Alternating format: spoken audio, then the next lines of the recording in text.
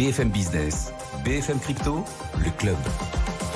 Alors, on précise juste, 4,5%, c'est le rendement moyen des actions à la Bourse de Paris. On parle des dividendes, ça ajoute bien sûr la performance absolue et l'évolution des titres en bourse. Oui, les cryptos ont leur rendez-vous. 16h41, notre club BFM Crypto vous ouvre grand ses portes avec Valentin Demey, Cryptost. Bonjour Valentin. Bonjour Guillaume. Ravi de vous retrouver. Sarah Dianek également avec nous aujourd'hui. Bonjour Sarah Diane. Bonjour Guillaume. Bienvenue, fondatrice de la blockchain Lume Network. Vous êtes aussi vice-présidente de France Digital. On parlera de l'avenir du Web3 ensemble dans un instant. Et on se demandera d'ailleurs si l'intelligence artificielle vient pas remettre en cause, je sais pas, mais challenger encore un peu plus le Web3. Et puis Vincent Gann aussi nous accompagne, analyste technique indépendant. Bonjour Vincent. Bonjour Guillaume, on est ravi aussi de vous retrouver. Alors Vincent, le cours du Bitcoin qui a subi un début de semaine un petit peu compliqué, peut-être à cause de Binance, on en parlera dans un instant, notamment avec Valentin Demey. Bitcoin en ce moment sous les 28 000 $. Comment, d'un point de vue technique, voyez-vous, Vincent, la suite ? Oui, alors pour la partie fondamentale, je vais laisser l'expert Valentin s'exprimer sur le sujet, Valentin Cryptost. Alors oui, effectivement, c'est une semaine qui a commencé sous pression fondamentale pour l'écosystème crypto, avec cette congestion sur les réseaux Bitcoin et à la marge Ethereum, qui ont du mal à gérer l'arrivée massive de ce que moi j'appelle des shitcoins, permettez-moi l'expression, des jetons qui sont du vent, qui sont nuisibles et que la majorité d'entre nous rejette. Enfin, en tout cas, la majorité d'entre nous qui appartient au côté clair de la force crypto. Alors, in fine, la situation est en train de se normaliser. Moi, je trouve, avec le recul, que le géant Binance a plutôt bien encaissé cette affaire. Maintenant, sur le plan technique et sur le plan des fondamentaux classiques, je ne vais pas faire une redite de ce que vous avez dit à l'instant avec le précédent intervenant. Tout le monde attend demain les chiffres de l'inflation aux États-Unis. Je dirais que pour la partie du marché crypto, comment se fait le lien entre l'inflation et l'évolution du prix des crypto-monnaies?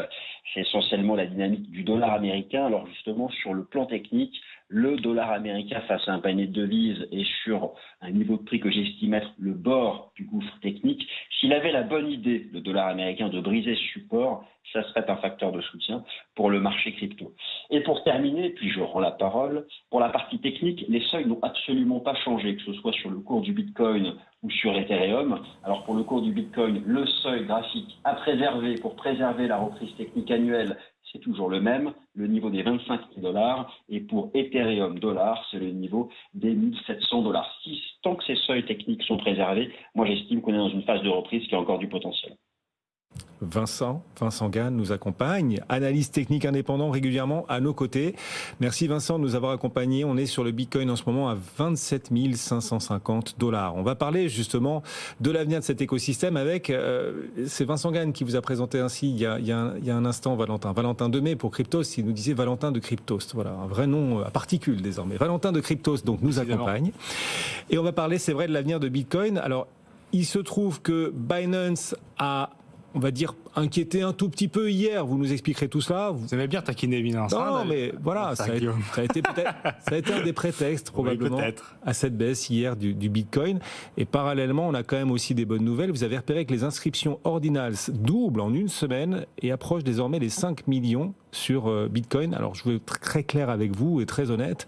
Les inscriptions ordinals, je ne sais absolument pas ce que ça veut dire. Je ne comprends pas pourquoi vous vous réjouissez. En fait. Je ne sais pas pourquoi vous vous réjouissez non plus, parce que ce n'était pas forcément une bonne nouvelle. Voilà, j'avais rien compris. Donc effectivement, c'est la grande question depuis ces dernières semaines sur le réseau Bitcoin, c'est cette capacité, pour faire très simple, depuis une mise à jour pas si récente, mais quand même, qui permet de créer des tokens sur la blockchain Bitcoin. Jusque-là, on connaissait tout ce qui était création de tokens sur Ethereum. C'est un réseau qui est notamment créé pour ça, une blockchain programmable. On connaissait ça sur Ethereum, mais sur Bitcoin, un peu moins. Et effectivement, ce qui vient de se passer ces dernières semaines, c'est qu'avec cette mise à jour, certains ont trouvé une astuce pour pouvoir écrire du texte sur certains des parties du protocole Bitcoin, donc de créer des tokens et de créer des mêmes tokens, donc des tokens qui servent à rien, juste pour s'amuser sur justement la partie ordinale, donc cette mise à jour un peu technique de Bitcoin. Ce qu'il faut comprendre, c'est que du coup, ça a fait exploser les frais de transaction puisque ça a donné un nouvel usage à Bitcoin qui était jusque-là, et c'était son rôle principal, réussi depuis 2008-2009, d'échanger des bitcoins à travers le monde. Il le faisait très bien, mais maintenant on peut aussi échanger des mêmes coins du coup sur ce réseau. Donc assez particulier, ça fait que les frais de transaction, je vous l'ai dit, ils explosent. Petite information, depuis quelques jours, à certains moments de la journée, il y avait carrément plus de frais générés pour les mineurs par ces transferts de tokens que de blocs, que les rewards créés par les blocs minés. Donc c'est énorme. Normalement, ça n'arrive pas tellement. Et on est depuis ces 2-3 dernières années, sur les plus hauts historiques des frais de transaction. Donc c'est pour ça, effectivement, qu'il y a eu un petit souci avec Binance il y a quelques heures ce week-end. C'est que les frais ont tellement explosé et que Binance n'a pas intégré dans son fonctionnement des frais variables par rapport au coût d'une transaction Bitcoin, que comme les frais ont été multipliés par 2, 3 ou même plus à certains moments, eh ben, ils ont coupé le temps que ça se calme un petit peu. Couper les retraits. Couper les retraits, exactement, pour ne pas que tous les utilisateurs retirent et que ça fasse un trou dans la caisse. Il n'y a plus de coupure là, ça a repris normalement. Ça revient, c'est revenu. Le point positif dans tout ça, si vous en vouliez un, c'est qu'effectivement, ça va forcer un peu les plateformes aussi grosses que Binance, qui est encore une fois la première des plateformes d'échange au monde, à s'interroger et à intégrer le Lightning Network. On en parle souvent sur ce plateau, qui est ce surcouche du réseau Bitcoin, qui permet là de faire des transactions de quelques centimes d'euros de frais et beaucoup plus rapide. Donc c'est un mal pour un bien, mais en tout cas, ce qui concerne les mêmes Bitcoin, c'est pas forcément la meilleure chose pour le réseau.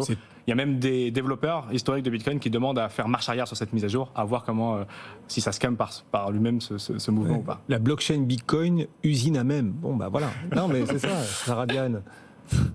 Ouais, mais c'est intéressant de voir en fait que chaque blockchain a ses caractéristiques et ses spécificités. En fait, on parle souvent de la blockchain, mais en réalité, il y a plein d'écosystèmes blockchain différents.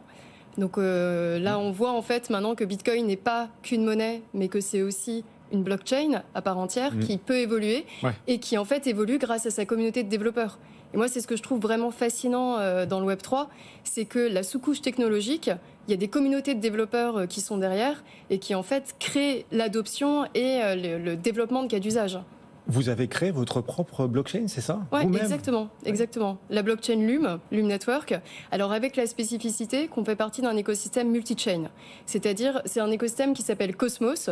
Alors, c'est un nom qui embrasse, on va dire... l'univers. Voilà, l'univers, etc.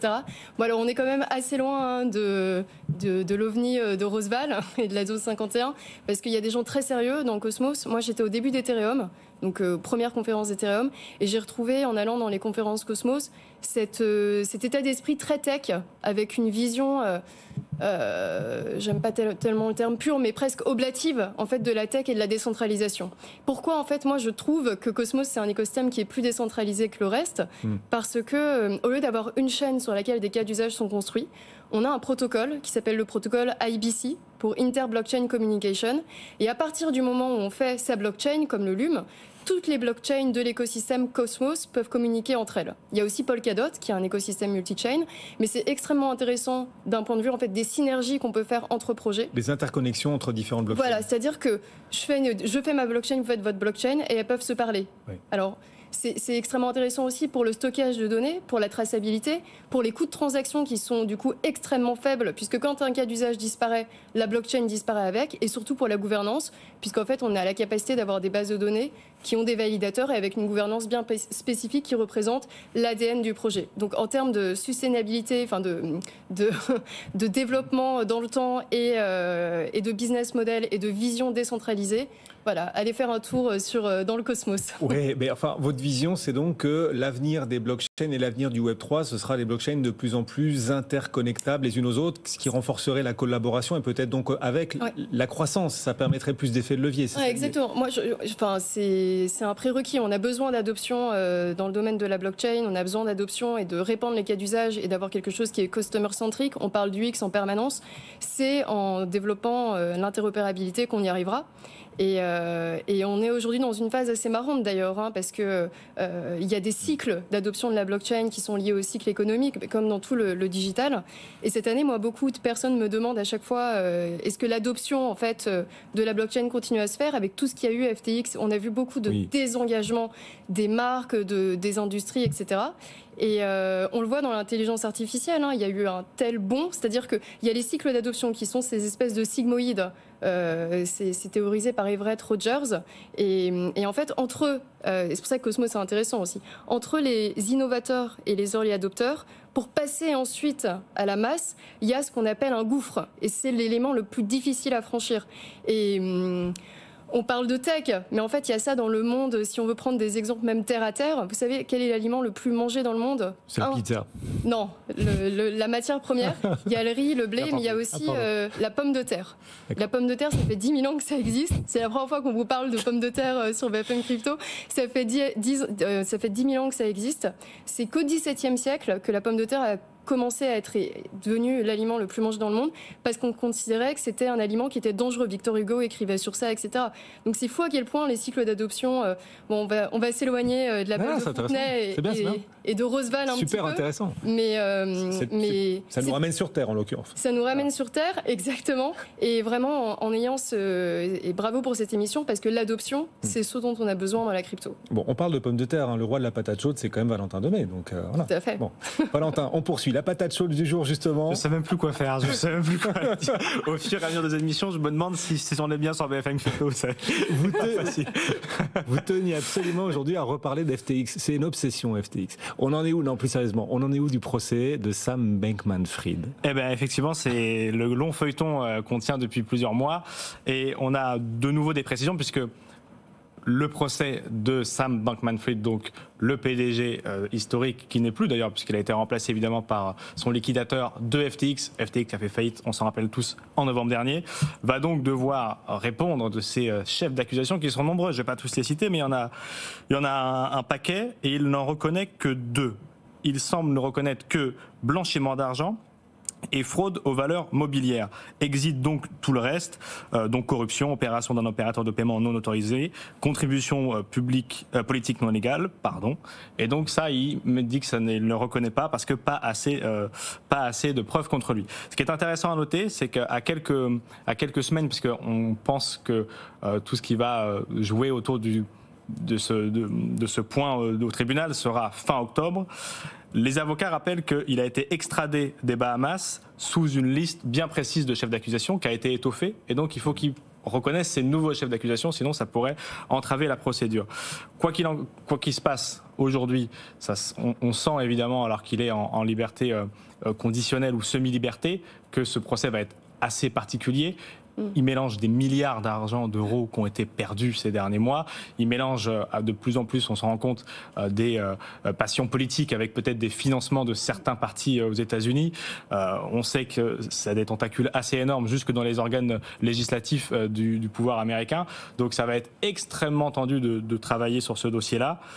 On verra quelle tournure ça prend, mais en tout cas, l'info, c'est qu'il ne retient que 2 des dizaines de chefs d'accusation à son encontre. Pomme de terre. Alors, on va enchaîner, Sarah Diane. J'ai l'impression que vous êtes... Tout est lié. Vous êtes Olivier Mine, en fait. Pour ceux qui nous rejoignent, vous comprendrez en suivant le replay de ce club BFM Crypto et en remontant un peu plus tôt dans ce rendez-vous. Sarah Diane, vous avez une double casquette. Hein, vous êtes aussi vice-présidente de France Digital. Justement, on peut parler de réglementation avec l'affaire FTX. On voit qu'aux États-Unis, la réglementation avance de façon beaucoup plus chaotique qu'ici en Europe. Ce qu'on pensait être un point faible européen est peut-être en train de devenir un point fort. Enfin, voilà. Est-ce qu'on bombe un peu le torse en pensant comme ça, ou est-ce qu'on est dans le réel? Est-ce que la réglementation européenne est en train d'apporter une force et un coup d'avance à l'Europe, et peut-être plus d'attrait que le marché américain pour les acteurs crypto mondiaux? Ce qui est certain, c'est que la réglementation, ça apporte de la confiance. Et il n'y a pas d'économie sans confiance. Donc il n'y a pas d'économie de la crypto sans confiance, et on en a besoin maintenant plus que jamais. Donc ça, c'est certain. Maintenant, il faut, et c'est le rôle de France Digital, on s'est associé notamment avec l'ADAN sur ces sujets pour représenter la voix des entrepreneurs et des investisseurs du Web3. Parce que lorsqu'on va adopter le règlement MiCA notamment, si on commence à mettre de nouvelles règles qui deviennent trop contraignantes pour les entrepreneurs, on freine l'innovation. Donc c'est toujours cet équilibre à trouver entre réglementer et donner de la confiance. Ça y est, c'est fait, Sarah Diane, MiCA. On l'a trouvé, l'équilibre, ou vous n'êtes pas certaine? Alors, on verra quand il y aura le projet, la proposition de loi, en fait, pour adapter les textes, le droit national au droit européen. D'accord. Il va y avoir des choses qui peuvent être remises en question à ce moment-là. Mais oui, sur le papier, on a trouvé un équilibre. Il va falloir voir comment les choses se concrétisent dans les législations de chaque pays. Tout à fait. Vous serez vigilant. Bon, on y veillera. Est-ce que vous vous dites que pour l'avenir de l'écosystème Web3, il y a néanmoins un petit grain de sable là, ce grain de sable étant peut-être la concurrence croissante de l'intelligence artificielle? Tout le monde ne parle que de ça. Tout le monde pourrait ne parler que du Web3. Ben non, tout le monde parle de l'intelligence artificielle. Est-ce que vous pensez que les entreprises, par exemple, qui pouvaient ou qui peuvent être tentées d'investir dans le Web3 vont peut-être consacrer un budget plus important à leur développement dans l'intelligence artificielle plutôt que dans le Web3? Est-ce que l'IA vient concurrencer l'essor du Web3? Alors, oui, c'est un très bon point. C'est vrai qu'aujourd'hui, il y a un spotlight, une mise en lumière de cette technologie qui est fulgurante, mais c'est aussi normal car il y a une courbe d'adoption qui est très forte. Maintenant, il y a plusieurs sujets. Il y a eu un dynamisme très fort en France. Aujourd'hui, le nombre de projets en Web3 en France s'est démultiplié. La DAN a recensé des chiffres, c'est plus de 600 projets qui fourmillent dans l'écosystème. Ça a créé 2500 emplois. Et quand on fait des stratégies d'investissement, c'est sur des métriques comme cela. Donc on ne va pas changer une stratégie d'investissement parce qu'il y a un sujet dont on parle plus d'un point de vue marketing. Maintenant, là où vous avez tout à fait raison, Guillaume, c'est dans les départements innovation de certaines boîtes qui ont envie de mettre en place des nouvelles innovations. C'est certain qu'aujourd'hui, l'intelligence artificielle, c'est devenu, et générative, c'est devenu le maître mot des innovations. Ceci dit, il y a aussi des terrains, nous, chez France Digital, on a fait l'événement FD3. FD3 avec 3 verticales. C'était IA, data et Web3. Parce qu'en fait, quand on parle de données, que ce soit dans la génération de données ou dans le stockage, la transparence et la répartition de valeur, ces technologies, en fait, servent à ce support-là. Et donc, je pense qu'il faut avoir une approche comme ça, pas holistique, mais en tout cas de jeu de synergie économique entre ces techs, et il va probablement y avoir des liens intéressants. Et vous qui avez créé une blockchain, LUM, L-U-M, est-ce que vous vous dites que l'intelligence artificielle pourrait révolutionner les blockchains aussi? C'est certain, c'est certain. Moi, c'est pas les cas d'usage sur lesquels je travaille aujourd'hui. En tout cas, je m'y intéresse, mais c'est pas le sujet de notre équipe. Aujourd'hui, nous, on est vraiment spécialisé sur le développement d'outils pour ce qu'on appelle le B2CC, le consumer crypto, parce qu'on mise énormément sur cette communauté qu'on appelle dans Cosmos les cosmonautes. Mais vous avez le sens de l'humour, il faut quand on est dans la crypto, je pense qu'il faut savoir développer ça comme outil de résilience. Mais, il faut beaucoup de résilience sur ce plateau. Dans la crypto, il faut beaucoup de résilience. Moi, c'est le 3e cycle. Non, mais c'est vrai, parce que ce qui a mis aussi un peu d'ombre sur la blockchain, c'est pas forcément que les nouvelles technologies, c'est aussi tous les événements dont on a parlé et le marché des cryptos. On voit l'adoption des cryptos, mine de rien, est quand même très corrélée au cours, et c'est en même temps quelque chose qui est intéressant, mais il faut savoir être agile. Une boîte résiliente dans l'écosystème, c'est Coinbase, qui souffre un peu en ce moment aux États-Unis. Coinbase est en train de faire des Émirats arabes, en l'occurrence, des Émirats arabes unis, l'un de ses centres stratégiques internationaux. Vous avez aussi repéré cette info, Valentin? En tout cas, effectivement, c'est la grande interrogation du groupe et de son PDG, Brian Armstrong, qui s'interroge, et toujours dans cette quête de bras de fer entre la SEC, Gary Gensler et son entreprise, puisqu'ils attendent toujours, même si ça a avancé un petit peu par rapport à la dernière fois qu'on en a parlé, des lignes strictes et réellement compréhensibles à suivre pour pouvoir opérer sur le territoire américain. Pour rappel, on ne sait toujours pas si certaines cryptos sont des securities ou pas, et ça empêche la totalité du marché de pouvoir prospérer. Donc voilà, peut-être un pas supplémentaire de côté pour provoquer les États-Unis et se mettre entre l'Asie et l'Europe pour capturer certaines valeurs. Il y a aussi Bitrex, Bitrex aux États-Unis qui a déclaré avoir fait faillite aujourd'hui. Bitrex, c'était la première plateforme sur laquelle j'avais fait des expérimentations de trading d'alt avant qu'il y ait Binance. Et bye Bitrex, ouais. Pardon, ouais. C'est ça. Alors, ils font faillite. Pas Bitrex Monde, Bitrex US. Effectivement. Merci à tous les deux de nous avoir accompagnés. Sarah Diane Eck, fondatrice donc de Lume Network et vice-présidente de France Digital. Merci d'être passé nous voir. Valentin de Cryptost, régulièrement à nos côtés. On vous retrouvera demain, Valentin. Merci Guillaume. 2 mai, régulièrement à nos côtés, effectivement, et chaque jour, même quasiment de la semaine. Puis Vincent Gann aussi nous accompagner. Dans un instant, on se rebranche à la séance du jour sur les marchés. Juste après la pause, vous pouvez aussi nous suivre sur le site BFM Bourse. Bien sûr, pas mal d'articles consacrés aux valeurs qui font cette séance, et notamment une biotech aujourd'hui qui s'envole de plus de 80% à l'heure où l'on parle, une biotech extrêmement volatile, titre très spéculatif, c'est la biopharma Terranexus qui franchit une étape majeure pour son produit phare. Détail donc sur notre site BFM Bourse, le titre gagne quasiment 90% en ce moment. On se retrouve dans moins de 2 minutes. À tout de suite. BFM Bourse, vos placements, nos conseils sur BFM Business.